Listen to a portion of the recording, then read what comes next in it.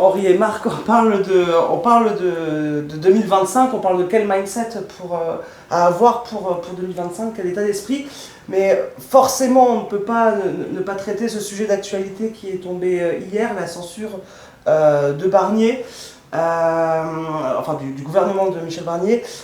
Il y avait, selon moi, 2 amendements, mais j'ai cru comprendre qu'il y avait plus d'amendements dans dans le projet de loi finances qui pouvaient être intéressants de suite pour l'immobilier, qui était d'une part l'élargissement du plan à taux zéro, qui pouvait augmenter 50% de bénéficiaires, ainsi que l'exonération des droits de mutation.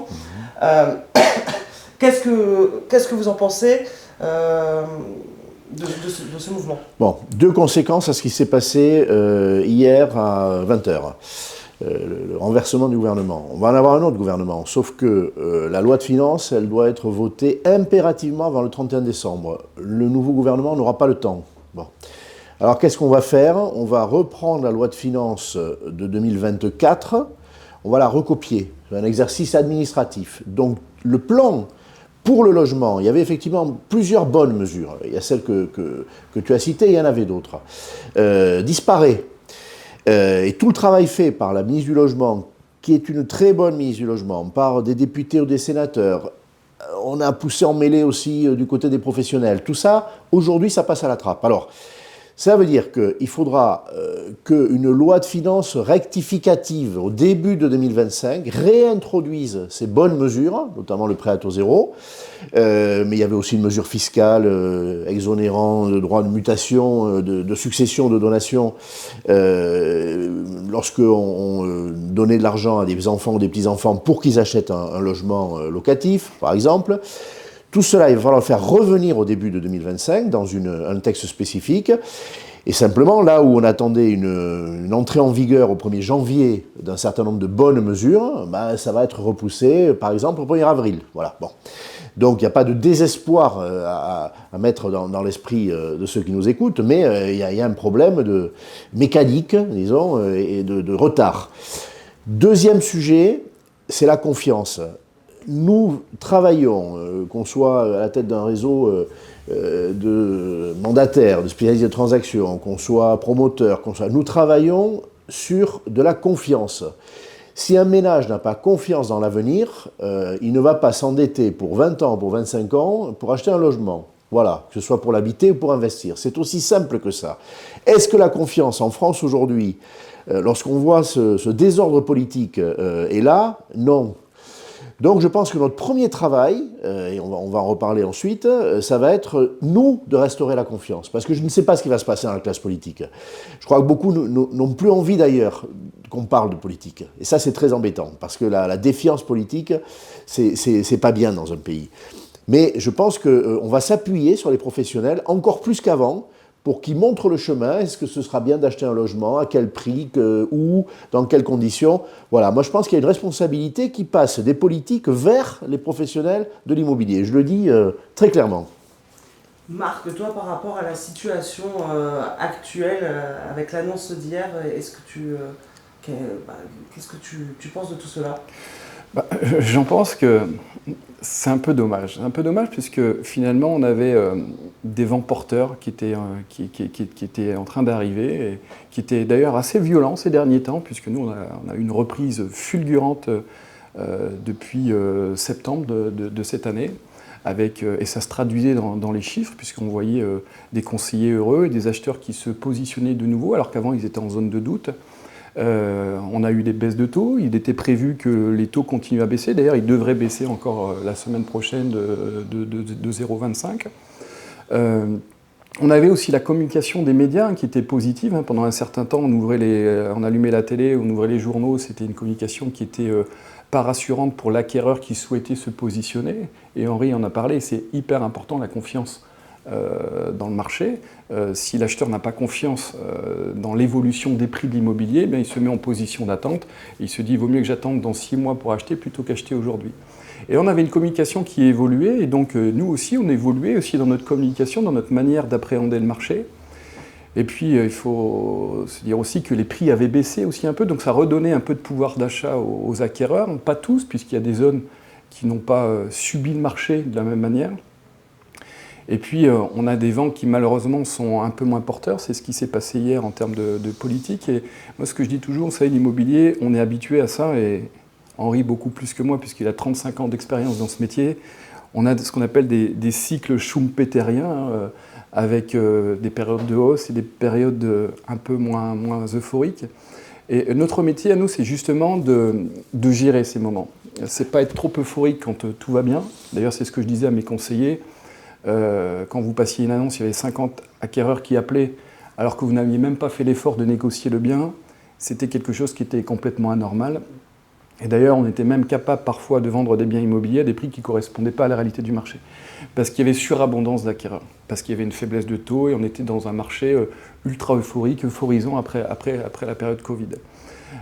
Et là, aujourd'hui, je me dis, finalement, depuis 25 ans que je fais ce métier, je me suis habitué aussi à ces périodes un peu plus difficiles, qui ne sont pas des périodes plus difficiles, ce sont des périodes où il faut finalement s'adapter au marché. À un moment, on était sur un marché de vendeurs, quasiment exclusivement de vendeurs, et là, on était en train, non pas de basculer vers un marché d'acquéreurs, mais un marché qui serait équilibré. Et donc, comme dans toute période de rééquilibrage, il y a une période de baisse, et on a connu notamment fin 2023 et 2024 cette fameuse période de baisse. Là où je suis un peu inquiet, c'est là où on est impacté par la politique, c'est que ces cycles schumpeteriens, c'était des cycles relativement longs. Aujourd'hui, je pense que tu es d'accord avec moi, Henri, on a des cycles hyper courts, puisqu'on ne sait plus comment se positionner. Si tu m'avais posé la question il y a une semaine, je t'aurais dit, écoute, le marché de l'immobilier, je suis ultra confiant pour fin 2024 et 2025. Et là, je dis, dépêchons-nous de trouver un gouvernement qui soit mis en place, qu'on retrouve un peu de stabilité politique avec une ministre du Logement ou un ministre du Logement qui prendra des décisions qui permettront à notre métier de continuer à exister. Aussi, je pense aux promoteurs qui ont beaucoup souffert en 2024, et il faut bien le dire, beaucoup plus que nous. Je pense à ces gens-là. Il y a quand même des gens qui vivent de ce métier. On a un besoin de logement en France. Il serait temps d'un peu de stabilité politique pour relancer un peu la mécanique. À quel point c'est lié, en fait, finalement, cette situation de marché et la situation politique? Je pense que... Alors, déjà, elle est liée, je le rappelle toujours, à mes étudiants, parce que le logement dans ce pays, et c'est très bien, n'a jamais été considéré comme une denrée comme une autre. Ça veut dire qu'il y a une puissante réglementation pour construire un urbanisme, des règles du jeu, et que c'est très bien, parce qu'autrement ce serait n'importe quoi. Parfois c'est excessif, mais la conception de base, elle est bonne. Il y a des aides, on accompagne, on n'a jamais laissé les ménages livrés à eux-mêmes, on aide notamment les plus fragiles. Donc cette toile de fond, la décision publique, c'est très important pour nous. Et on ne peut pas dire l'inverse. Il y a même parfois des mesures contre lesquelles il faut se battre qui sont négatives. Un geste fiscal malveillant, une taxe qui veut venir gripper le marché. Quand on fait de l'influence publique, j'en fais, c'est souvent pour éviter des mauvais coups contre les ménages et les entreprises immobilières. Donc ça, c'est ce que vient de dire Marc, on ne peut pas l'ignorer. Il y a une deuxième conséquence, c'est les taux d'intérêt. Un pays, il doit créer la confiance pour des entrepreneurs immobiliers, par exemple, pour des familles, des individus, mais aussi pour les marchés financiers. Nous sommes regardés, nous sommes observés. Et le niveau des taux auxquels nous allons emprunter, le pays va emprunter, parce que le pays, il s'endette, malheureusement, il est obligé de le faire lourdement. Mais également les ménages. Tout ça, c'est un tout et c'est un marché. Marc le disait, on était depuis quelques mois sur une tendance baissière de taux d'intérêt, et encore sans doute pendant les jours qui viennent. Ma crainte, c'est que cette défiance vienne enrayer la baisse des taux d'intérêt. Et ces taux d'intérêt plus bas sont nécessaires pour que les ménages soient resolvabilisés. Ils avaient perdu quasiment 30% de leur pouvoir d'achat il y a 18 mois ou 2 ans. C'est ça qui a fait baisser le volume de marché essentiellement. Et là, ils étaient en train, pour beaucoup, de retrouver une partie non négligeable de leur pouvoir d'achat, avec en plus la baisse des prix. Tout ça tournait bien, c'était en train de tourner de nouveau correctement. Voilà, donc c'est vrai qu'il y a des craintes à avoir. Alors, quand on a des craintes, eh bien on les surmonte. Et puis on continue à travailler sur ce qu'on peut faire. Par exemple, la baisse des prix, moi je dis qu'elle n'est pas terminée. Il y a des marchés sur lesquels il faut continuer à dire aux propriétaires, non, c'est pas encore ça. c'est pas un effondrement des prix, hein, mais quand on dit à un propriétaire, allez, vous baissez de 3 à 4%, et on va trouver l'acquéreur, eh ben oui, il faut peut-être le faire. 4% qui est la moyenne sur 2024 dans l'ancien. Oui, mais voilà, bon, mais il y a des biens qui sont encore, par prétention des vendeurs, hein, les vendeurs, ils ont toujours des grandes prétentions, c'est normal. Et le travail des conseillers, des négociateurs, c'est de leur faire entendre raison, voilà. Donc ça, ce travail, il va falloir continuer à le faire. Il va falloir continuer à travailler avec les courtiers, par exemple. Ça, on en revient aux fondamentaux aussi. C'est vrai que les négociateurs, ils ne s'occupaient pas les agents immobiliers de financement. Depuis 15 ans, ça tournait. L'acquéreur, il trouvait son financement, on ne s'en souciait pas. Ben, aujourd'hui, il faut lui donner un coup de main. Mais on a des partenariats avec des courtiers. Il y a même des entreprises qui ont des filiales de courtage, des relations privilégiées avec des banquiers. Il va falloir bosser davantage, parce que si vous conduisez un acquéreur à baisser sa mensualité de 50, 60 ou 70 euros, c'est très important, hein, pour la plupart des acquéreurs. Hein. Il faut mesurer les choses. Donc, on en revient aux fondamentaux. Moi, je pense que les professionnels vont arriver à surmonter cette période, mais il ne faut pas se la raconter. Ce qui s'est passé, ce qui est en train de se passer dans notre pays, ne construit pas la confiance. Il va falloir la construire, nous, je pense, véritablement. Et puis demain, moi, j'attends aussi qu'il y ait, comme le disait Marc, un gouvernement, là, il va être nommé dans les heures qui viennent. Bon, j'espère qu'il sera constitué de personnes de qualité.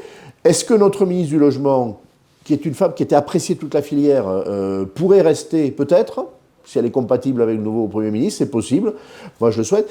Et un point positif, la classe politique, tout de même, et notamment le Sénat, l'Assemblée, s'il y a un sujet sur lequel elle arrive à s'entendre à peu près, c'est les mesures logement.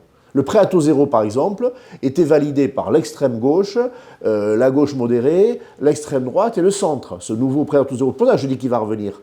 Voilà, parce qu'il y a un consensus. Heureusement, le logement, c'est juste essentiel. Si on peut faire un bilan sur l'année 2024 avant d'entrevoir 2025, alors Marc, tu nous disais déjà dans un premier temps que depuis septembre, tu revoyais de l'engouement au sein du réseau. Quel est ce bilan concrètement ? Déjà, avant, je passerai des heures à écouter Henri. J'aurais dû me mettre à votre place et écouter Henri, parce que c'est vraiment passionnant ce qu'il dit. Pour faire le bilan de 2024, déjà, il faut connaître l'origine de la crise, parce que c'est ça le sujet. Et pourquoi on a augmenté les taux d'intérêt, puisqu'à un moment, on avait de l'inflation qui arrivait. On a voulu, entre guillemets, faire en sorte de ne pas faire exploser la marmite, donc on a voulu refroidir un petit peu la marmite, donc on a augmenté les taux d'intérêt, avec quelque part l'idée de se dire, puisque l'immobilier c'est quand même une part importante du pouvoir d'achat des Français, ils consacrent une part importante de leur pouvoir d'achat à l'achat d'un bien immobilier, si on pouvait soit baisser les prix, soit ralentir la hausse, ce serait quand même quelque chose qui serait sympathique. Et on a raisonné de manière un peu en économiste, entre guillemets, basique, qui est de dire, dès l'instant où j'augmente les taux d'intérêt, je surenchéris le crédit, et donc mécaniquement je fais sortir des acquéreurs du marché, et je fais en sorte que les acquéreurs qui restent sur le marché puissent acheter, mais avec un peu moins de budget. Et on s'est dit, baisser de 1 point ou d'augmenter de 1 point ou de 2 points, mécaniquement ça va faire baisser les prix de 5, 10, 15%. C'est pas ce qui s'est passé. Pourquoi c'est pas ce qui s'est passé ? Tout simplement puisque on a connu l'immobilier après le Covid, où quand on passait une annonce, on avait 50 acquéreurs. Et donc, dans notre rôle à nous, c'était d'aller chercher quelque part les acquéreurs les plus motivés, celles et ceux qui étaient les plus finançables et qui étaient les plus motivés pour acheter, pour satisfaire le vendeur, qui nous mettait au défi de lui apporter l'offre la plus agréable possible. Et donc, quelque part, pendant quelques années, on a oublié qu'on avait un métier qui était bicéphale. D'un côté, on s'occupe de vendeurs et on s'occupe d'acquéreurs aussi. On a appris en 2024 et fin 2023 qu'il fallait s'intéresser aux acquéreurs. Et on a appris aussi une chose, c'est que l'immobilier, c'est pas si mécanique que ça. Quand je donnais des cours en économie, je disais, on avait les fameux modèles ISLM ou les courbes d'offres et de demande qui disaient que quand les prix augmentent, la quantité d'offres augmente, et la demande résonne à l'inverse. Lorsque les prix augmentent, la demande diminue. Et on disait que le prix de marché, c'était l'intersection de l'offre et de la demande. Et nous, notre job, c'est systématiquement de faire en sorte de trouver ce point d'intersection. Comment on fait pour prendre la main d'un vendeur qui parfois est un peu trop exigeant au niveau du prix, et je prends la main d'un acquéreur qui parfois est un peu trop moins-disant au niveau de l'offre et je tire de toutes mes forces en tant qu'intermédiaire pour faire en sorte de les marier tous les deux.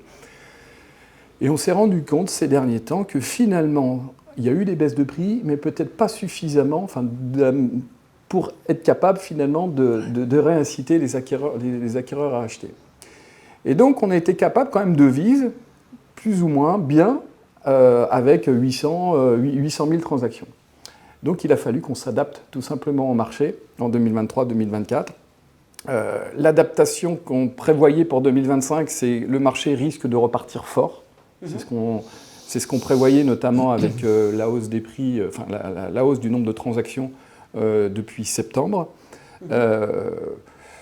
Ne me demandez pas à moi en tant qu'entrepreneur d'être pessimiste. J'ai plutôt envie d'être optimiste sur ce qui va se passer. Je pense que les problèmes politiques vont se régler rapidement, du moins je l'espère. En tout cas, si on me demandait mon avis, est-ce que entre le chaos et la stabilité, je choisis la stabilité. Et je suis assez confiant quand même pour 2025. Je n'ai pas le droit non plus de dire l'inverse parce que j'ai une communauté de personnes qui comptent sur nous pour justement leur donner envie d'avancer. Mais ce serait aussi insulter l'intelligence de nos conseillers et des gens que de dire que tout va mal se passer. Je ne dis pas que ce sera facile. Vous savez, ce métier est ultra darwinien. Hein. C'est toujours dans les périodes difficiles qu'on voit les bons éléments. Je pense que celles et ceux qui seront bien formés, qui auront les meilleurs outils, qui auront les meilleurs moyens de diffusion et de communication, vont continuer à sortir leur épingle du jeu. Moi, j'ai une manière assez basique, finalement, de regarder l'immobilier. C'est pendant un certain temps, je me disais, c'est pas compliqué, il suffit de trouver parfois des besogneux. Notamment sur les 2-3 dernières années, enfin avant 2023. C'était celles et ceux qui étaient en capacité de rencontrer un maximum de monde. Et quand ils rencontraient un maximum de monde, maximum de propriétaires, maximum de mandats, maximum d'appels, maximum de visites, maximum d'offres, maximum de compromis. Et la réussite, on a conseillé, c'était celles et ceux qui avaient cette capacité à encaisser des échecs, à prendre des noms. Et plus vous prenez des noms au téléphone ou en faisant du porte-à-porte ou en développant le relationnel, et plus vous arrivez à rentrer des mandats parce que forcément, à un moment, ça débouchait sur un oui. C'était eux qui gagnaient la bataille. Aujourd'hui, on n'a pas besoin d'être uniquement besogneux, il faut continuer à l'être dans ce métier. Henri, tu le sais, c'est un métier où il faut être courageux, il faut oser, il faut aussi être bien formé, il faut avoir cette capacité justement à convaincre. Ne pas s'étonner des choses normales. Quand un propriétaire souhaite vendre sa maison plus cher que ce qu'elle ne vaut, c'est quelque chose de normal. Moi, j'ai appris à ne pas m'étonner des choses normales. Et mon rôle, justement, c'est d'avoir des arguments suffisamment forts, suffisamment puissants pour le ramener à la réalité d'aujourd'hui. Et puis, mon rôle aussi, c'est de faire en sorte d'amener le client acquéreur qui aujourd'hui est en zone de doute, parce que c'est lui principalement qui est en zone de doute, le faire basculer de zone de doute à zone de confiance, en lui disant tout simplement, aujourd'hui, les taux d'intérêt ont baissé, ou ils vont continuer à baisser. Ce dont vous bénéficiez aujourd'hui, et j'espère pour 2025, c'est d'une baisse de prix qui a eu lieu déjà en 2023 et début 2024. Donc le bien que j'ai le loisir et le plaisir de pouvoir vous faire visiter aujourd'hui, mais peut-être qu'il y a 1 an et demi, j'aurais ni le loisir ni le plaisir de pouvoir vous le faire visiter, parce qu'il aurait été annoncé à 350 000 € et non pas à 300 000 € comme je vous le propose aujourd'hui. Donc voilà, apprenons à raisonner différemment, apprenons à donner de la positive attitude à nos conseillers, mais aussi et surtout, puisque nos conseillers auront plus confiance en eux, ils donneront plus de confiance aux acquéreurs. Donc il faut les former pour ça. Pour 2025, Henri, quelle vision, est-ce qu'on est sur le même enthousiasme que Marc ? Ah oui, non, mais alors, pourquoi il faut être enthousiaste ? Mais ça, c'est une... J'ai été prof de philo, alors j'essaie de pas tout oublier de la philosophie. De toute façon, il faut être agile, plastique et réagir aux circonstances. Bon. Un entrepreneur ne peut pas faire autrement, mais un être humain ne peut pas faire autrement. Bon, c'est ça l'histoire. Voilà. Et donc, moi, quand je vois des circonstances qui, politiquement, sont beaucoup moins favorables, économiquement, socialement, mais j'ai une attitude de médecin. Je dis souvent, je suis urgentiste pour mon secteur d'activité. Mon père était toubib, je ne l'ai jamais vu abattu, jamais. Un médecin n'est jamais abattu par la maladie.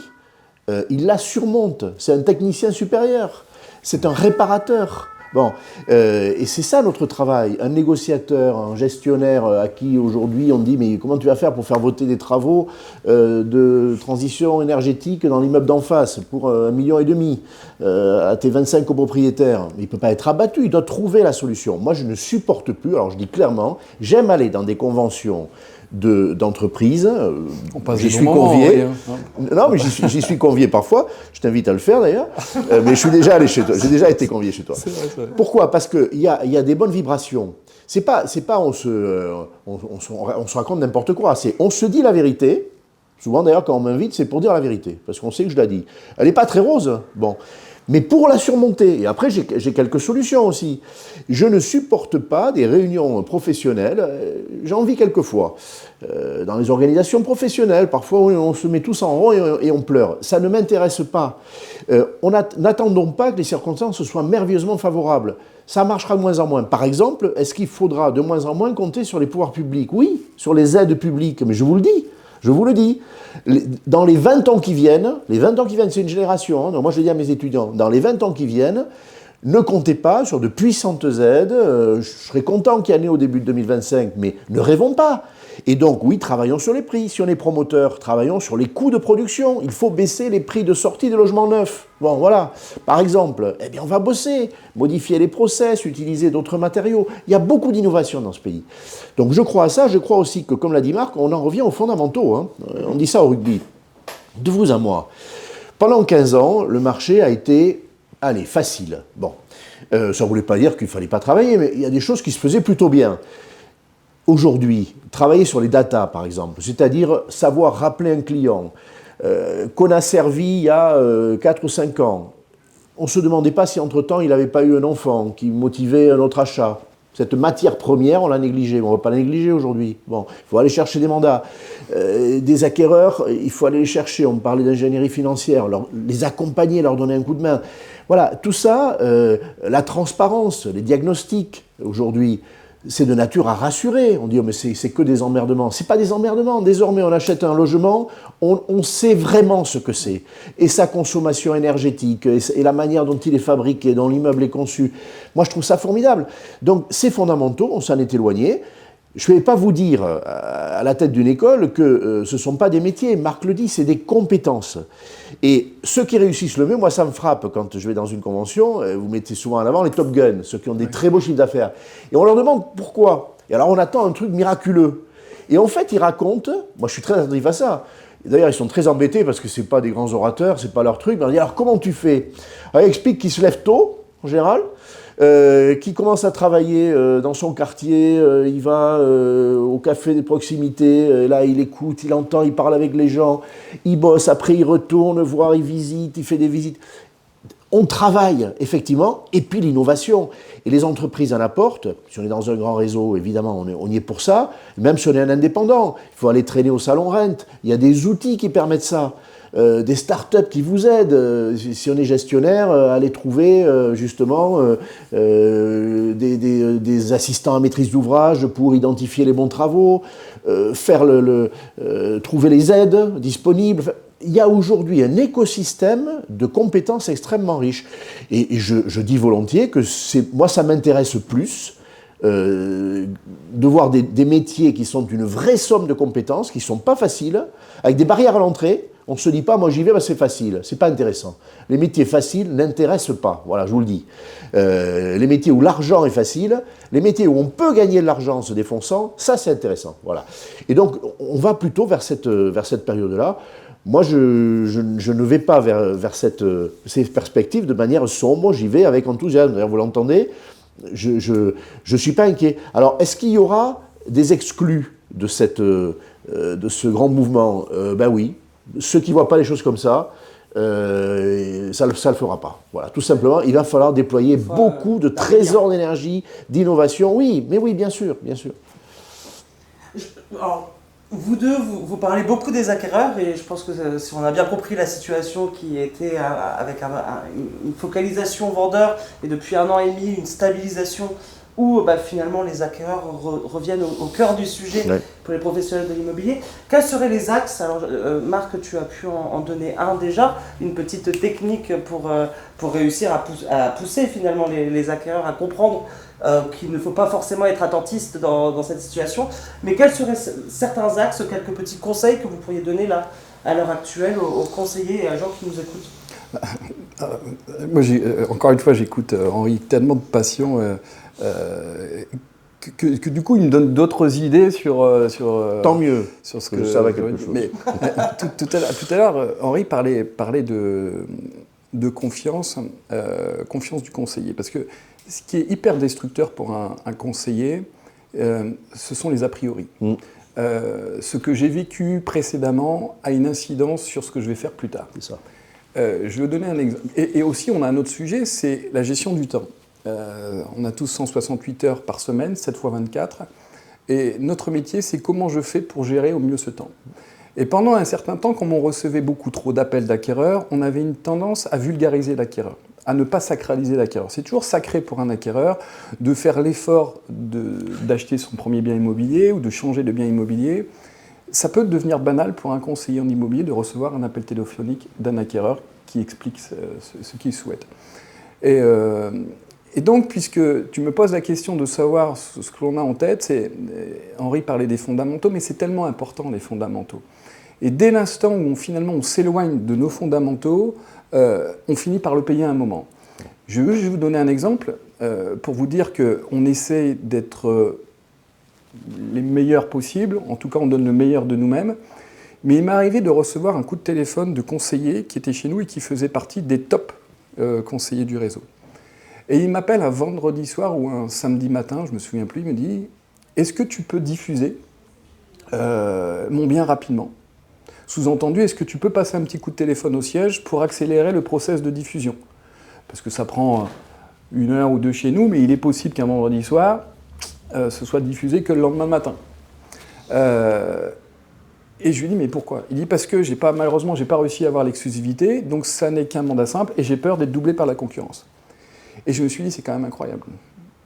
Conseiller qui fait 800 000 euros de chiffre d'affaires annuel, un conseiller indépendant qui fait 800 000 euros de chiffre d'affaires annuel et qui est en train de me dire « Je veux que tu me diffuses le bien parce que j'ai envie d'être capable de doubler la concurrence. » Et là, je lui dis « Écoute, le siège va faire le maximum pour que ton bien soit diffusé. Coup de chance, il a été diffusé dans la foulée, mais quelque part, ça m'a interpellé. Je me suis dit, un des meilleurs conseillers du réseau me dit qu'il a besoin de diffuser le bien pour être capable d'avoir de nouveaux acquéreurs.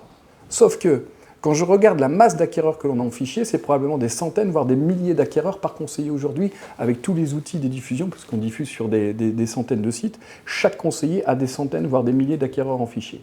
Et donc, si c'est un mandat qui va être vendu dans le week-end, c'est ce qu'on appelle une balle, un caviar dans le métier, c'est-à-dire que tu as l'acquéreur en fichier. Sauf que des négociateurs qui étaient chez nous, des conseillers qui étaient chez nous, qui faisaient partie des meilleurs conseillers, ne prenaient même plus la peine de rentrer les acquéreurs dans la base de données pour la bonne et simple raison que l'abondance de biens et donc l'abondance d'acquéreurs nuit parfois. Et j'ai à gérer mes 168 heures et je ne prends plus la peine de rentrer mes acquéreurs.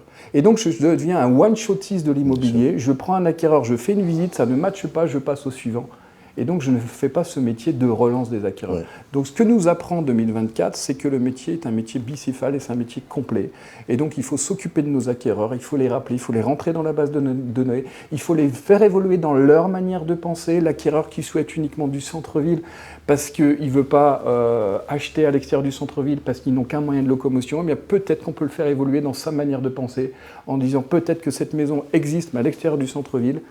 Il y a 50 000 euros ou 100 000 euros de moins et ça va payer la deuxième voiture pour madame, voire le gasoil pour les 10 ou 15 ans qui viennent. Notre proximité, j'ai même envie de vous dire, notre proximité avec nos vendeurs et avec nos acquéreurs, c'est un élément essentiel pour la réussite d'un conseiller de demain. Oui, c'est très, très vrai. Et puis, je ne peux pas, en présidant une plateforme de partage de mandats exclusifs, Marc a parlé de cette matière première très importante qui est l'exclusivité, c'est-à-dire obtenir d'un client la confiance totale quand on est en vendeur. Il dit, je fais confiance qu'à vous.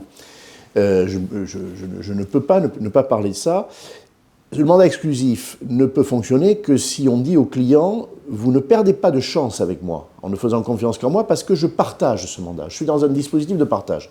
Je préside une plateforme qui s'appelle Listigo. Et je fais, d'abord c'est mon devoir de faire de la publicité pour Listigo. Mais qu'on devienne partenaire. Mais je peux dire, alors bien volontiers, parce qu'elle a été créée notamment pour être ouverte aussi au modèle des réseaux de mandataires, ce qui n'était pas le cas de l'autre plateforme, que je connais bien et dont je ne dirais certainement pas de mal. C'était sa principale erreur d'ailleurs. Eh oui, parce qu'elle était fermée et que pour moi, le partage, il doit être très large. On ne partage pas qu'avec certains professionnels, mais avec tous les bons professionnels. Ça aussi, le partage, c'est un réflexe qu'on a davantage dans les temps plus difficiles. Mais c'est un beau réflexe, le partage.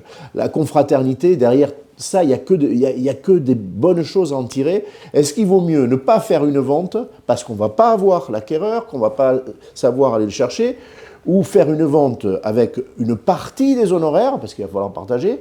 Moi, je ne sais pas, le choix me paraît simple. Voilà, il y a des réflexes comme ça qui sont en train de revenir au galop, ou d'apparaître.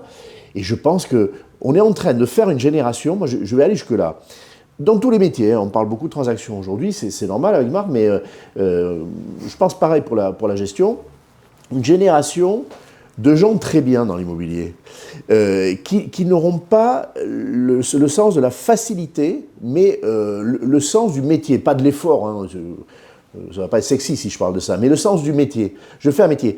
Et j'ai la fierté de le dire et d'en parler. Quand je dis on ne veut pas faire le métier facile, mais dans un dîner d'amis, qui on va admirer, à qui on va parler? On va parler à celui qui est capable de faire des choses difficiles.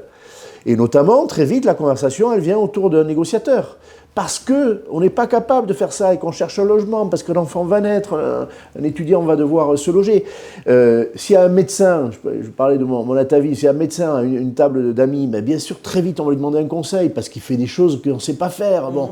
Donc, aujourd'hui apparaît une nouvelle génération, j'en suis persuadé, de conseillers immobiliers, de gestionnaires immobiliers, pour ouvrir un peu le champ, et ça, moi, ça me va. Alors, est-ce qu'il faut se réjouir que les temps soient plus durs et qu'on ait tout ce qu'on a décrit tout à l'heure politiquement? Non. Et peut-être un peu, finalement. Peut-être un peu parce que ça nous met un peu l'épée dans les reins, et qu'autrement, on sait comment on est. Hein, quand on n'a pas besoin d'aller chercher des ressources en soi, on ne va pas les chercher. Moi, je comprends ça, ça ne me choque pas. Je suis comme tout le monde. Mais le meilleur de soi-même, je pense que dans l'immobilier, il est en train de sortir là. Voilà. D'accord, je comprends. Marc, est-ce que tu... Non, mais Henri a tout à fait raison, puisque je vous donne juste une anecdote. Mon fils a fait une rencontre, il est avec une Américaine, et elle me pose des questions sur l'immobilier. Et en fait, l'immobilier aux États-Unis est vécu comme un métier très noble. Oui. Pour eux, c'est un métier génial. Et en France, je trouve que parfois l'immobilier a mauvaise presse. Alors parfois c'est mérité, mais parfois ça ne l'est pas du tout, puisque quand même, moi je vois des conseillers quand même, ils se battent pour leurs clients. Mais vraiment, ils se battent pour leurs clients. C'est sûr. Ils se battent. Ils n'ont aucun intérêt à ne pas faire l'effort de vendre. D'ailleurs, on est le seul métier au monde où on signe des contrats. Moi, j'appelle pas ça un contrat, j'appelle ça un contrat de travail, qui dit que je ne serai payé si et seulement si j'arrive à accomplir ma mission. Et parfois, les propriétaires nous reprochent une chose, c'est de signer, nous obliger à signer un contrat de travail, ou parfois de nous demander de signer un contrat de travail que l'on refuse parfois, parce que moi je dis à nos conseillers, refusez des contrats de travail qui vont vous permettre de dépenser du temps, dépenser de l'argent, et qui vous donneront aucune chance de gagner votre vie, non pas dans les 3 mois qui viennent, mais dans les 12 mois qui viennent. Parce que c'est ce que dit un mandat. Et lorsque je pose la question à quelqu'un, est-ce que tu accepterais l'idée de travailler du 1er au 10 au 30 de chaque mois sans être sûr d'être payé? J'ai très peu de Français qui répondent oui à ça. En général, on me dit non. Et moi, je dis à mes propriétaires, vous savez, moi, mon métier, et le document que tous mes confrères appellent un mandat, moi, j'appelle ça un contrat de travail. Il dit que ce contrat de travail, je vais travailler pour vous pendant 3 mois sans être sûr de gagner ma vie. J'ai dépensé du temps, j'ai dépensé de l'argent. Donc, si vous me demandez de signer un contrat de travail à un prix qui ne correspond pas à la réalité du marché, et en plus, vous me mettez en concurrence avec tout le monde qui va dévaloriser votre bien, eh bien, quelque part, c'est comme si vous me demandiez de travailler pour vous, non pas pendant 3 mois en ayant aucune certitude de gagner ma vie, mais de travailler pour vous et dépenser du temps et de l'argent pendant 12 mois en n'ayant aucune chance de gagner ma vie. Vous pouvez comprendre que dans ces conditions, je ne vais pas signer ce contrat de travail. Et donc moi, ce que je dis à mes conseillers, il faut que vous ayez confiance. Il faut que vous ayez confiance en vous. Mais ça, c'est pas évident. Et tu parlais tout à l'heure très justement, Henri, on a un métier de réinsertion, ou de personnes qui, à un moment, ont fait fausse route et ont envie de plus de liberté. Ils trouvent chez nous justement ce bonheur et cette liberté, parce que c'est ça le sujet. Et donc, on veut des personnes qui s'engagent. Et des personnes qui s'engagent dans un métier qu'elles ne connaissent pas au départ, elles sont en zone de doute. Et moi, mon job, c'est de les faire basculer de zone de doute à zone de confiance. Mais on sait que ça fait vase communicant. Et l'énergie de la différence, c'est justement la motivation. Comment je fais pour faire en sorte qu'ils soient motivés? Eh bien, pour qu'ils soient motivés, il faut qu'ils aient confiance. Comment on fait pour faire en sorte qu'ils aient confiance? Il faut qu'ils aient conscience qu'ils ont le meilleur de tous les services. Il faut qu'ils aient confiance en leur entreprise, parce que ce sont des entrepreneurs. Donc je veux qu'ils aient confiance en Safety, qu'ils prennent conscience qu'ils ont le meilleur moyen de diffusion. On ne va pas diffuser sur quelques sites, comme une agence immobilière, parce qu'elles n'ont pas les moyens de diffuser sur des centaines de sites. On va diffuser en masse et l'intégralité de nos mandats sur la totalité des sites et des centaines de sites en France et à l'international. Je veux que ce soit des conseillers qui soient les mieux formés du marché, de manière à faire en sorte que quand j'ai un propriétaire qui n'accepte pas l'idée d'entendre la réalité, et il ne suffit pas de lui dire c'est trop cher, c'est comment je fais pour l'aider à prendre la bonne décision, de mettre son bien au juste prix. Et ça passe par la formation. Donc une formation d'excellence en continu durant toute la carrière d'un conseiller en immobilier, parce que tout à l'heure je parlais de cycle schumpeterien, donc c'est-à-dire que je dois faire preuve d'adaptabilité, je dois m'adapter à mon marché et au marché d'aujourd'hui. Et donc ça veut dire que je dois le former, on dit que former c'est répéter, et l'être humain a une capacité d'oubli qui est extraordinaire. Je vois des conseillers qui étaient en agence immobilière, tu as dû connaître ça, ou des agences immobilières qui étaient sous franchise, qui à un moment se disent tu vas travailler pour Century, je retire l'enseigne parce qu'elle ne me sert à rien, je connais déjà le job, et quand ils retirent l'enseigne, tu vas les revoir 1 an ou 2 ans après, le chiffre d'affaires s'est effondré complètement. Pourquoi? Parce que tout simplement, ils ont perdu des éléments de motivation, et surtout, ils ont une capacité d'oubli qui est incroyable, et donc ils ne reviennent plus en formation, donc ils ne progressent plus. L'être humain a besoin de progresser. Chez nous, on essaye de faire en sorte qu'ils progressent sans arrêt, en leur transmettant aussi, leur fournissant des outils différenciants. Je te parlais chez nous, par exemple, du Safety Connect. Le Safety Connect, ça permet de mettre en relation un vendeur avec un conseiller en immobilier, et on rémunère des personnes pour ça. Donc grâce à ça, les conseillers chez nous sont capables de faire 2, 3, 4, 5, parfois 10 ventes de plus par an. Et ces 10 ventes ou ces 3-4 ventes de plus par an, et bien ça le maintient en vie dans le métier. Ça lui donne confiance, il a confiance en ses services. Et quand il a confiance en ses services, mais il a confiance en lui, en général, il a des résultats extraordinaires. C'est ce qu'on essaye de faire chez Safety. Oui, moi je pense que aussi dans cette période effectivement de doute individuel et collectif, les marques, les enseignes vont prendre un poids plus particulier. Safety est une marque. Une marque, c'est une promesse. Alors, c'est une promesse faite à celui qui rejoint la marque, qui va préférer Safety à une autre pour diverses raisons, mais c'est du contenu, une marque. Et pour un client, vendeur ou acquéreur, c'est une promesse aussi. Il se dit, si je vais là, il va se passer quelque chose, même si c'est inconscient chez le client, il ne sait pas forcément le contenu, on lui explique après. Mais les marques sont très rassurantes. On est dans un univers qui manque de lisibilité, et les marques, ce sont des repères. Et je pense que ça va être un bon moment, je ne dis pas parce que Marc est là, mais pour ceux qui sont des gros recruteurs, et ceux qui veulent plus d'activité. Alors il y a des marques indépendantes au coin de la rue, hein. C'est aussi ça une marque, hein. On peut avoir confiance dans un professionnel qui a pignon sur rue depuis 2 générations. C'est pas forcément une entreprise nationale ou internationale, mais voilà, c'est vraiment... tous les moyens doivent être mis en œuvre en 2025 pour de la réassurance, pour rassurer le public très largement et les professionnels. Les professionnels, on est tous les deux ici, chacun à notre manière, de savoir, j'espère, les rassurer, leur faire passer de la flamme. Hein. En tout cas, moi, je n'aurai pas moins d'énergie en 2025. Je vais en avoir beaucoup plus. Voilà, je parlais d'urgentiste. Il y a des moments où il faut se défoncer. Voilà, et je pense que tous les deux, on va le faire en 2025. J'ai l'impression, en tout cas, s'il y a un mot qui a été le plus répété pendant ces échanges entre nous, c'est le mot confiance. Mais localement, comment moi je peux réussir à impulser une dynamique autour de mes prospects et mes clients? Eh bien, alors, vous savez, alors on peut... Oui, quand on me pose ce type de questions... Alors, il y a quand même des conseillers, qu'ils soient chez nous ou ailleurs, qui ont une capacité incroyable à tchernobyliser leurs problèmes. Et à chaque fois que je pose la question à un conseiller, il a toujours l'impression d'avoir un micro-marché. Et quand on lui dit, j'imagine que chez toi, le propriétaire te signe une exclusivité sans même discuter. D'ailleurs, quand tu lui passes un coup de téléphone, la première chose qu'il te dit, c'est j'espère qu'on va signer ensemble un mandat exclusif. Ah, non, Marc, chez nous, ça ne se passe pas comme ça. Quand tu vas voir ton propriétaire, j'imagine que le prix qu'il souhaite, c'est toujours le prix de ton estimation. Ou alors il te dit votre prix sera le mien et je suis prêt à signer les yeux fermés. Ah ben non, Marc, chez nous c'est pas comme ça. Et la commission en général, il te dit toujours j'espère que vous allez prendre le plus cher possible parce que c'est un élément important pour que vous soyez motivé pour vendre ma maison.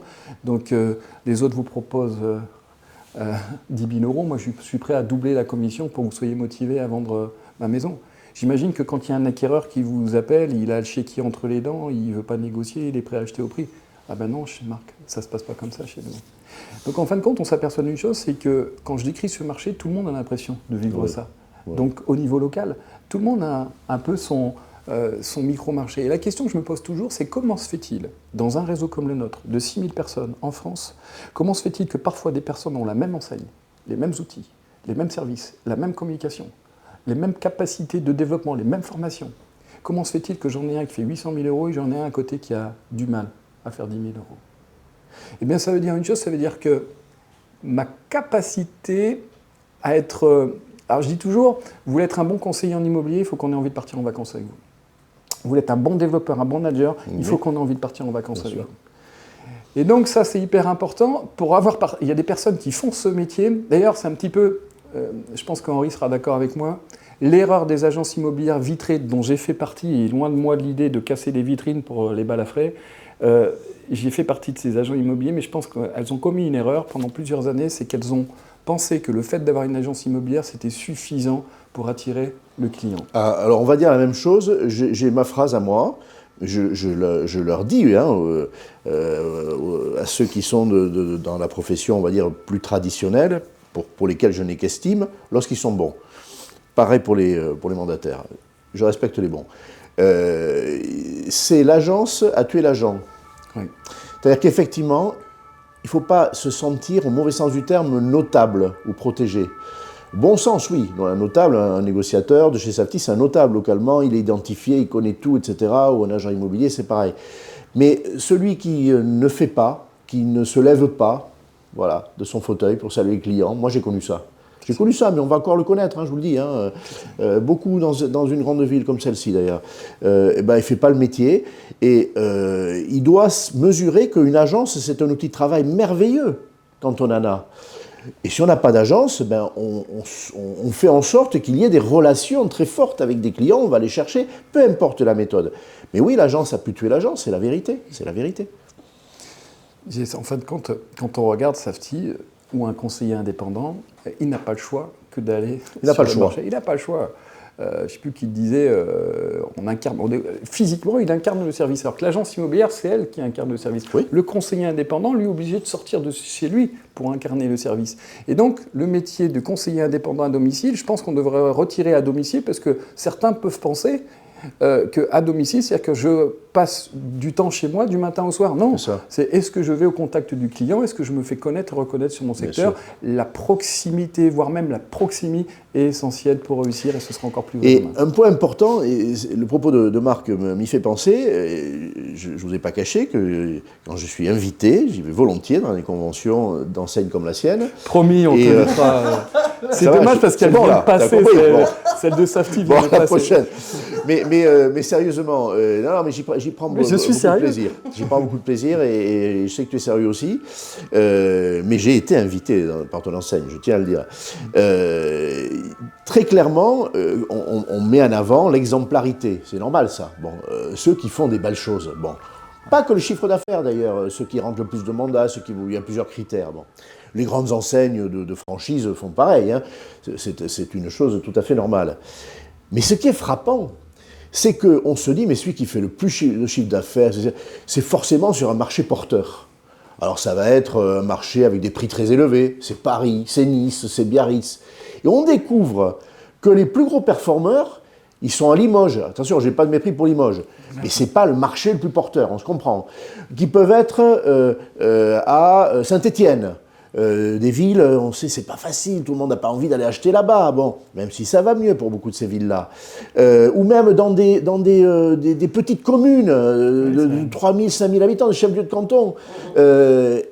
Eh bien oui, c'est-à-dire que le meilleur de soi-même, c'est quand la matière première ne vous apporte pas tout d'elle-même.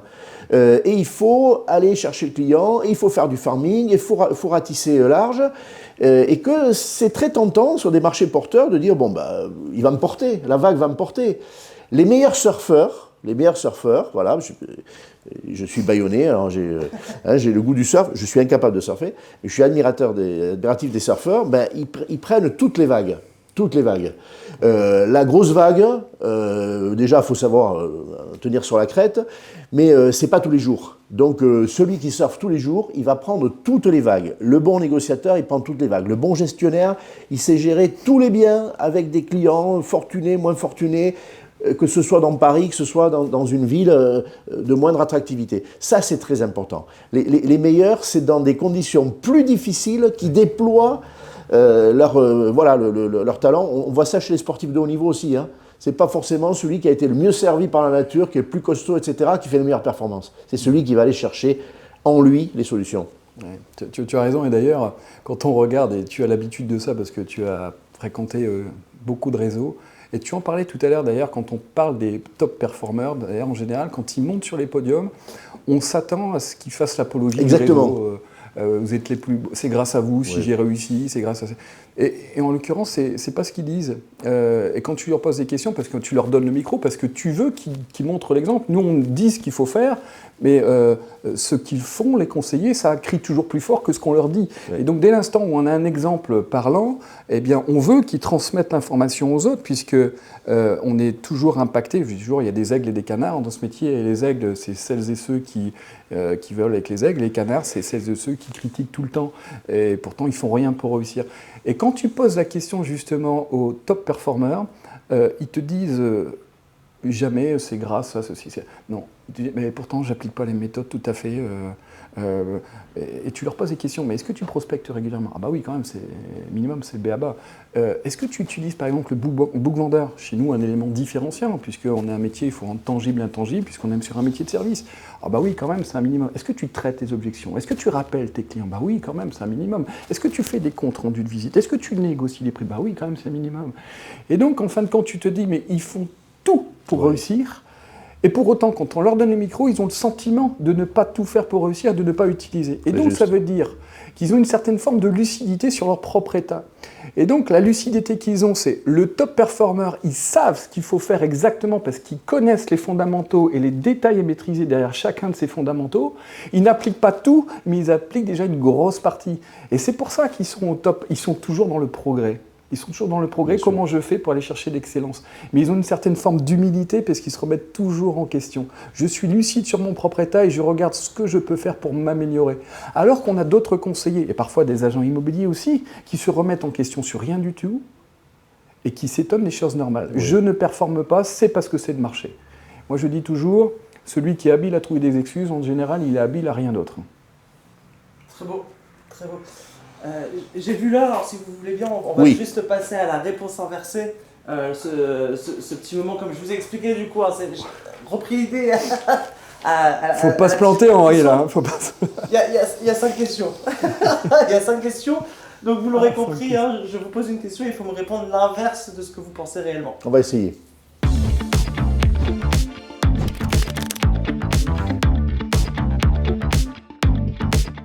Première question, du coup, faut-il baisser les bras pour l'année 2025 ?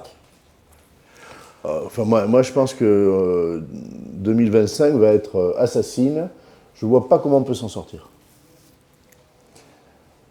Je crois que je suis né en 71, juste avant le choc pétrolier. Je n'ai pas connu les 30 glorieuses, j'ai connu que la misère. Et je pense que 2025, c'est la pire des années. C'est beau. Alors ça c'est une autre question, mais aurons-nous prochainement un nouveau Premier ministre ? Ah ben, quand on voit le marasme politique, je ne vois pas comment Emmanuel Macron peut trouver quelqu'un qui va prendre la fonction. Enfin, moi en tout cas, je dirais non. Écoutez, en tout cas, une chose est sûre, on n'aura pas le titulaire, on n'aura que le remplaçant. Avez-vous apprécié le moment ensemble ? Alors, pour plein de raisons, je peux pas dire à l'avoir apprécié. D'abord, les incidents techniques à répétition, Je ne supporte pas. Bon, voilà, je supporte pas parce que j'ai pas beaucoup de temps. Quand on m'en fait perdre, ça me gave. Voilà. Bon, écoutez, j'ai l'impression que c'est la pire journée de ma vie. Je suis arrivé, tout le monde était désagréable. On ne nous a pas offert à boire. Le caméraman à côté de la plaque. Le présentateur, Michel Drucker, j'ai trouvé que c'était... et puis Henri, complètement inintéressant en immobilier. J'ai jamais vu quelqu'un qui avait aussi peu de connaissances en immobilier depuis que je suis dans ce métier. Eh ben écoutez, merci beaucoup à tous les deux. Merci Henri, merci Marc d'être resté malgré les différents problèmes techniques. Ouais, je t'en veux pas. Je t'en veux pas pour ce que tu as dit. Merci à tout le monde, encore désolé des différents problèmes techniques. J'espère que vous réussirez à tous bien visionner maintenant ce Danim Canap en différé. Très bonne fête de fin d'année à vous et à très bientôt.